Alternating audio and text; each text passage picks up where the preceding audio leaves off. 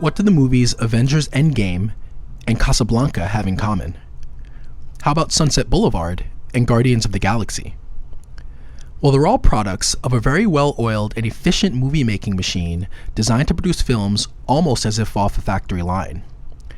The 1920s saw the birth of what's become known as the studio system. It was also known as a golden age of Hollywood, and by the 1960s, it had died out due to a number of factors.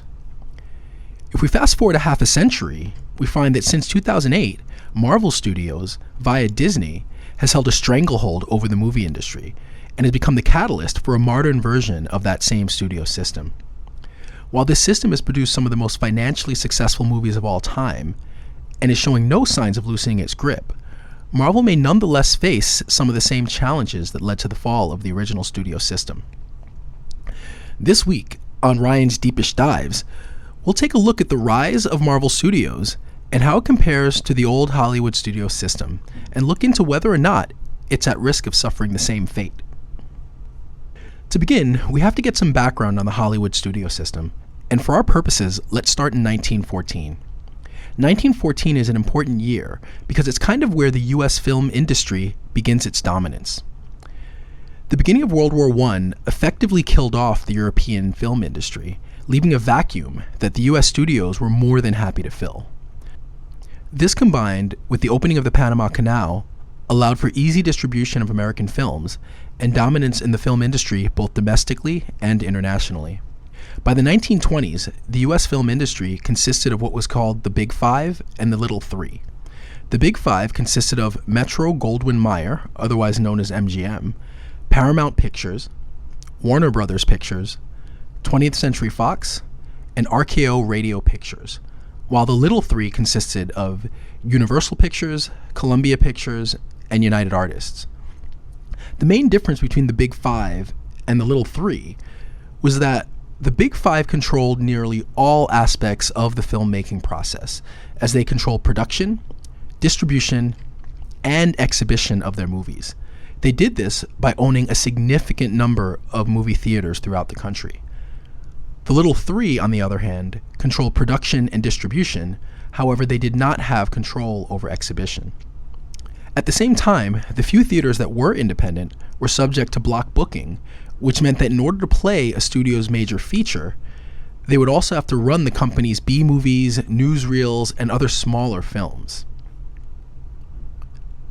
While most of the 20s was still in the silent film era, 1927 saw a major evolution in film with the release of the first talkie, The Jazz Singer. It was the first feature film with sound synchronized to the film. It was a huge success, and within 2 years, nearly all productions were talkies. When the Depression hit in 1929, the film industry continued to thrive, at least for a few years. It was a relatively cheap form of entertainment, and it served as a form of escapism that helped people get away from the reality of life, namely the Depression and later World War II.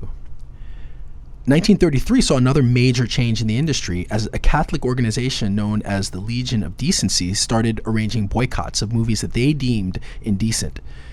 This led to the implementation of something called the Production Code in 1924. The Production Code was effectively a list of rules and guidelines for screenwriters.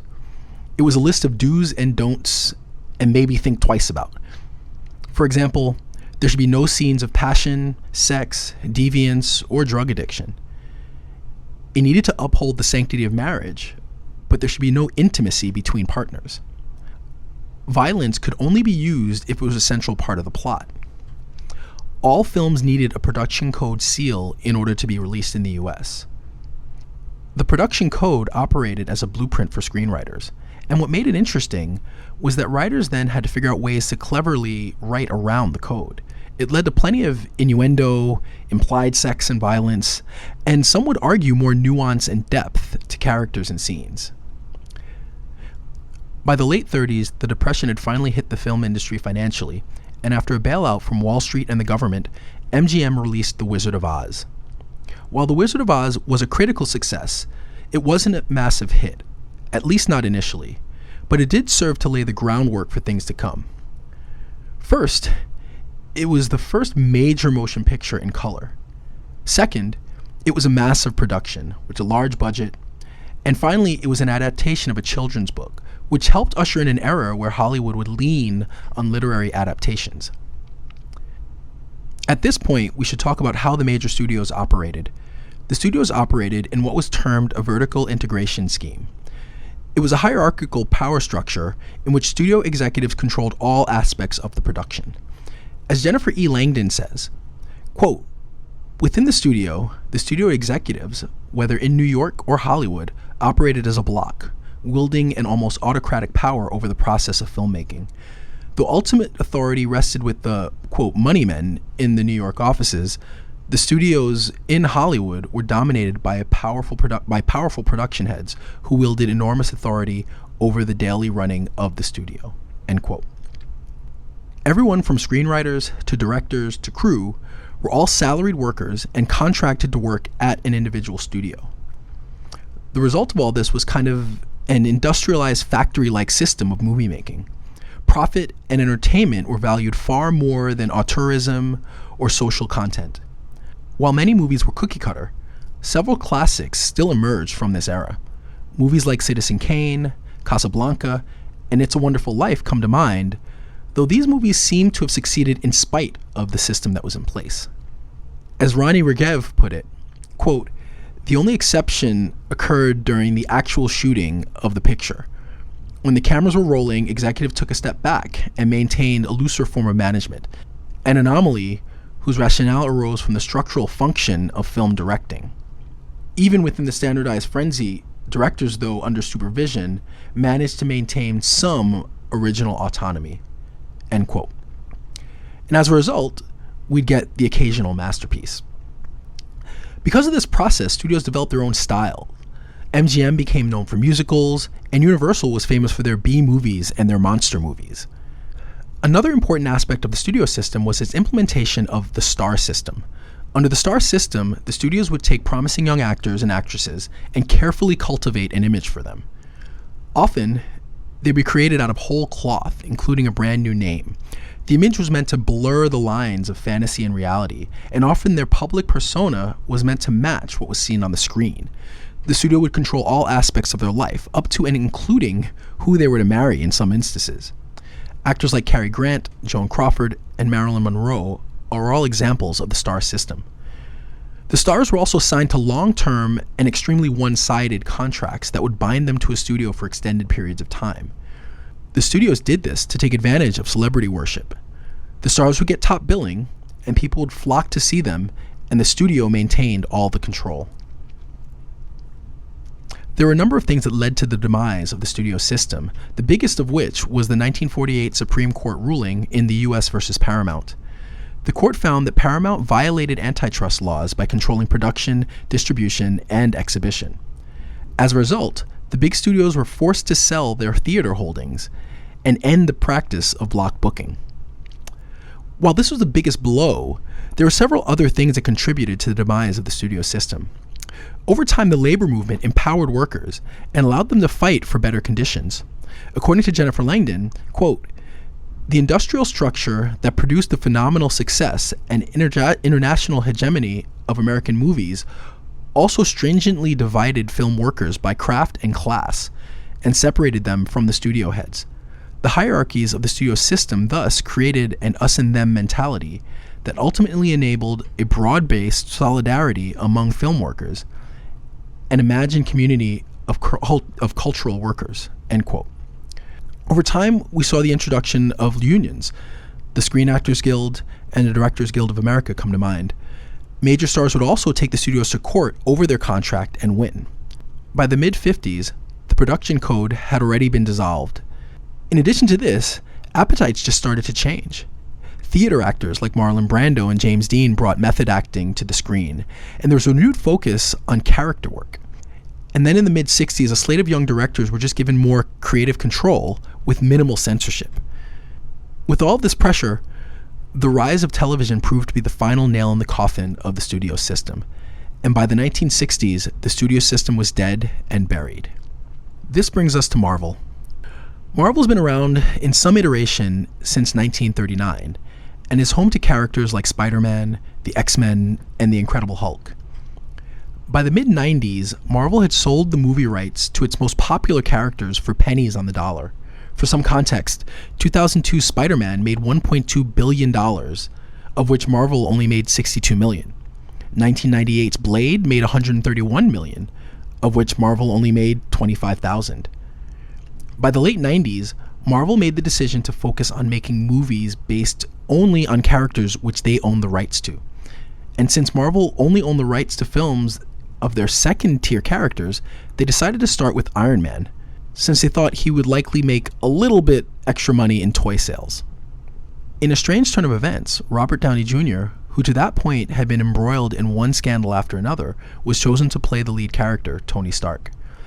A complex, morally gray character who had to face his own inner demons.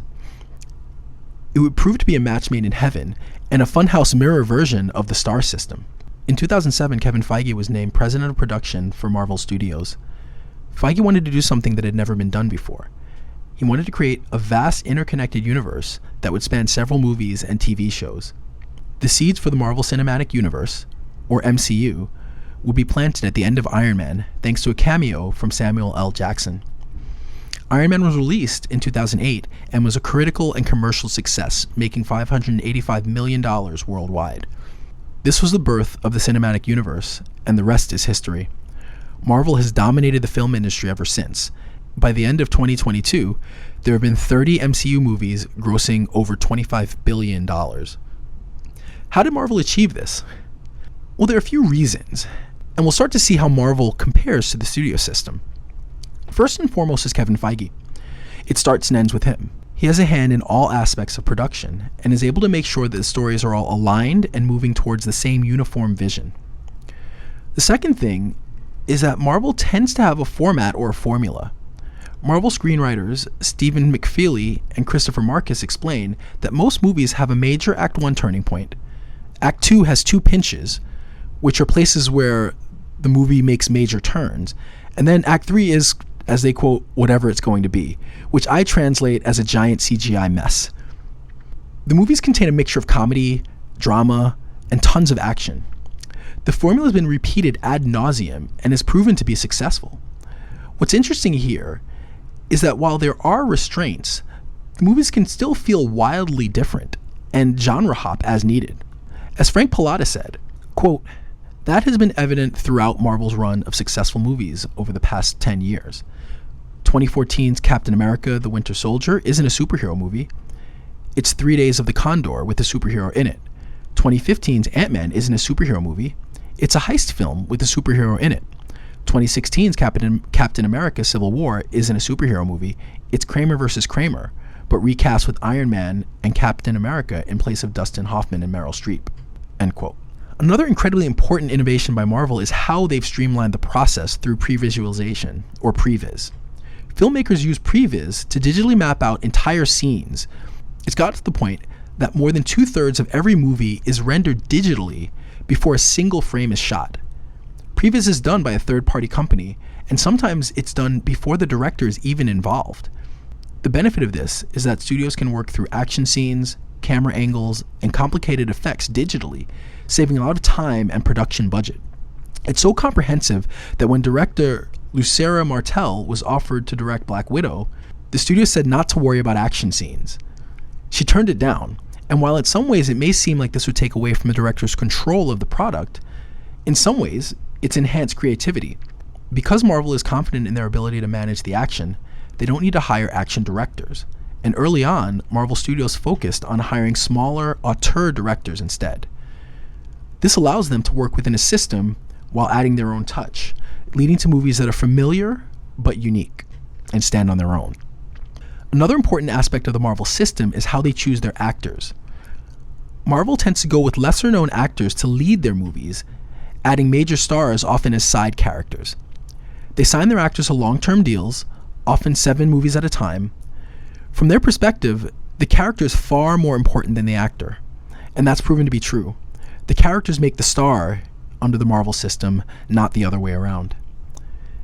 In 2009, Disney purchased Marvel, and as Jason Bailey writes, in addition to its studios, film and television library, park and resort empire, and various ancillaries, The company already owns Pixar, Lucasfilm, Marvel Studios, the Disney ABC television group, which includes ABC, ABC Family, and several local ABC affiliates, ESPN, not only the multiple ESPN networks, but also radio and publishing arms, A&E networks, including A&E, the History Channel, and Lifetime, and a 30% stake in Hulu, end quote. If Marvel was the catalyst for the new studio system, then Disney is its embodiment. The MCU has inspired other studios to attempt their own interconnected cinematic universes, mostly with limited success. Even Universal is trying to reboot their old monster franchises from the studio era. In 2017, 6 of the 8 worst performing films were meant to start a franchise. According to Spencer Harrison of the Harvard Business Review, quote, Marvel's success is rooted in 4 key principles. 1, select for experienced inexperience. 2, leverage a stable core. 3, keep challenging the formula. And 4, cultivate customers' curiosity. Not only do audiences appear to tolerate Marvel's constant experimentation, but it has become a critical element of the MCU experience. Fans go to the next film looking for something different. In contrast, franchises that have stuck closer to a winning formula run into trouble when they attempt to renew themselves, end quote. We can see that there are quite a few similarities between the studio system and how Marvel and Disney operate. In describing the Hollywood studio system, historian Thomas Schatz described 3 primary aspects. First was a hands-on producer, and we can see in Marvel they have the same thing with Kevin Feige. He manages everything. The second thing was an efficient production process. Like the studio system, Marvel has top-down control, and they control all aspects of their production. Marvel streamlines their process by running everything through Feige, working with Previs, and keeping most of their creative and production teams. The third part was the stars, and this is where Marvel does the inverse, as they focus on the characters. While the actors are made into stars, Marvel focuses on the characters. The characters and the IP, intellectual property, are far more important to them than the star. It's the inverse of the studio system. In the studio system, the actor made the character, but now the character makes the actor. And when their contract is up, Marvel can just slot somebody else in. Another interesting similarity is that in each case, there are parameters that should be creatively stifling, but instead foster clever workarounds. With the production code and the Marvel method, we find creators being able to cleverly work around and create unique and interesting movies. One area where there's a clear difference is the approach to a threat. Television was a major threat to the studio system, and one that ultimately led to its demise. In the last 10 years, we've seen streaming rise to be a major threat to TV and film, but Disney has embraced it with their Disney Plus app. In doing so, however, it's led to another major similarity between the studio system and Marvel and Disney. In addition to owning the streaming app, Disney has very favorable deals with theaters, with a large split of ticket sales and requirements that Marvel movies play in their largest room up to 4 weeks. This gives Disney not only control over production and distribution, but exhibition as well. And all of the major media conglomerates have followed suit. NBC Universal, Warner Brothers, Paramount have all started their own streaming platforms. It's effectively created a new studio system in which a small group of large media organizations control all aspects of how media is distributed. While Marvel has seen unrivaled success, it still faces some of the pitfalls that ultimately destroyed the studio system. As Jason Bailey put it, quote, when the Supreme Court ruled in favor of the government in the United States versus Paramount Pictures, the intent was clear.